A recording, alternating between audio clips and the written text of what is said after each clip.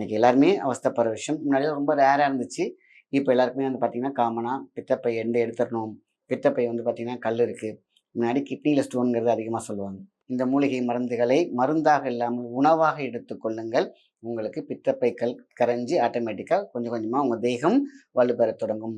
இதுக்கு மேல தேவையானதெல்லாம் பார்த்தீங்கன்னா, நெறைய இருக்கு. தேவையில்ல. இது மட்டுமே போட்டு நீங்க என்ன பண்றீங்க, பவுடர் பண்ணிட்டு காலையில 1 டீஸ்பூன் போட்டு நல்லா கொதிக்க வச்சு வெறும் வயித்துல எடுத்துக்கோங்க. உடம்பில் எங்கே கல் இருக்குதோ, எங்கே வந்து பார்த்தீங்கன்னா, கிறிஸ்டல் அப்படின்னு சொல்லுவாங்க. கிறிஸ்டல் அப்படின்னு பார்த்தீங்கன்னா, பாறை மாரி படிஞ்சிருக்கும்.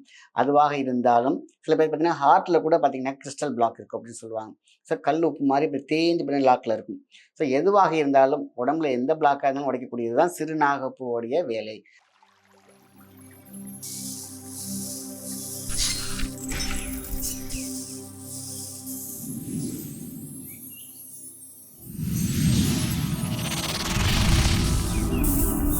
நீங்கள் பார்த்துக் கொண்டிருப்பது life tuner Tamil. Life tuner நேயர்களுக்கு அன்பான வணக்கம். நான் உங்கள் மாயன் செந்தில்குமார்.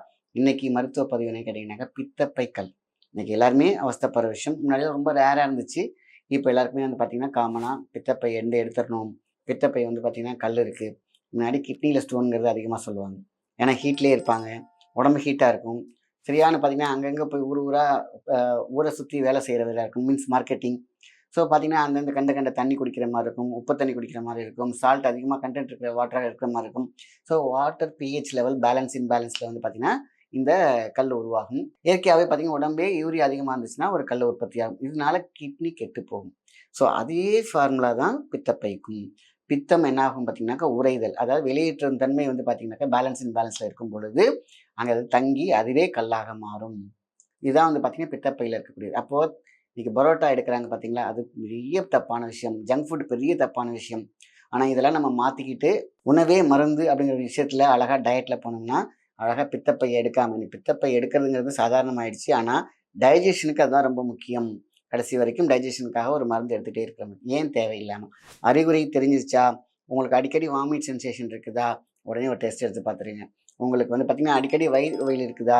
தாங்க முடியாத அந்த ஒமட்டல் இருக்குது, கேஸ்ட்ரிக்கா இருக்குது, நெஞ்செரிச்சல் மாரி இருக்குதுன்னாக்கா, நீங்க போய் செக் பண்ணி பாருங்க கண்டிப்பா. சரிங்களா? இத வருமுன் காப்பலாம். அதேமாரி கல்லு வந்துட்டாலும் ஒண்ணும் பிரச்சனை கிடையாது. சரியான உணவு முறை. டக்குன்னு ஜங்க் ஃபுட்லாம் அப்படியே கட் பண்ணுங்க. சரியான டயட் எடுத்துக்கோங்க. நல்ல உணவுகள் எடுத்துக்கோங்க. நல்லா தூங்குங்க. இது உடம்ப வந்து பேலன்ஸ் பண்ணி குடுக்கும். ஒரு ஸ்டேபிலேஷன் குடுத்துட்டு இருக்கும். இதோட சேர்த்து இந்த மூலிகை மருந்துகளை மருந்தாக இல்லாமல் உணவாக எடுத்துக்கொள்ளுங்கள். உங்களுக்கு பித்தப்பை கல் கரைஞ்சு ஆட்டோமேட்டிக்கா கொஞ்சம் கொஞ்சமா உங்க தேகம் வலுப்பெறத் தொடங்கும். வாமிட் சென்சேஷன் இது வந்து பார்த்தீங்கன்னா, சாதாரணமா நினைச்சிடக்கூடாது. அடிக்கடி வருது, தலை சுத்துது. இது வந்து பித்தம். அதான் அந்த பித்தம் சம்மந்தப்பட்ட விஷயம் தான் பித்தப்பை கல்.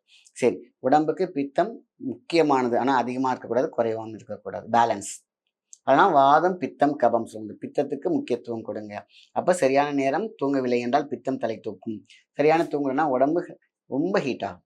சோலார் பிளெக்ஸ் அடி வாங்கிச்சுனாலும் முடிஞ்சு போச்சு. பித்தப்பைக்கல் பேலன்ஸ் இன்பேலன்ஸ் ஆகிடும். சரி, இப்போ என்னென்ன மருந்துகள் எடுத்துக்கொள்ளலாம் அப்படின்னு பார்த்தீங்கன்னா, காலையில புதினா ஜூஸ். அதாவது புதினா இருக்கு பார்த்தீங்களா? கொஞ்சோண்டு போட்டு ஒரு ஜூஸ் மாரி எடுத்துக்கோங்க. லைட்டா சால்ட் எடுத்துக்கலாம். மீன்ஸ் இந்து உப்பு. ஸோ இந்த புதினா உப்பு ஃபர்ஸ்ட் என்ன பண்ணும்? புதினா உங்களுக்கு உடம்புல போயிட்டு தேவையில்லாத கொழுப்புகளை உடம்பு விட்டு கொஞ்சம் கொஞ்சமா குறைக்கும். பித்தப்பைக்கு ஒரு பூஸ்டர் கொடுக்கும்.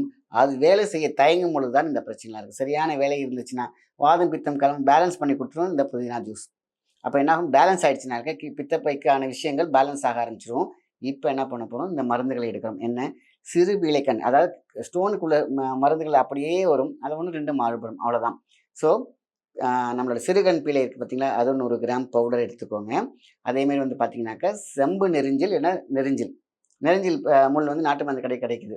அதை எடுத்துக்கலாம். இது 2ம் ரொம்ப முக்கியமான இன்கிரீடியன்ட்ஸ். அதோட முக்கியமானது என்னன்னு கேட்டீங்கன்னாக்கா, சிறுநாகப்பூ.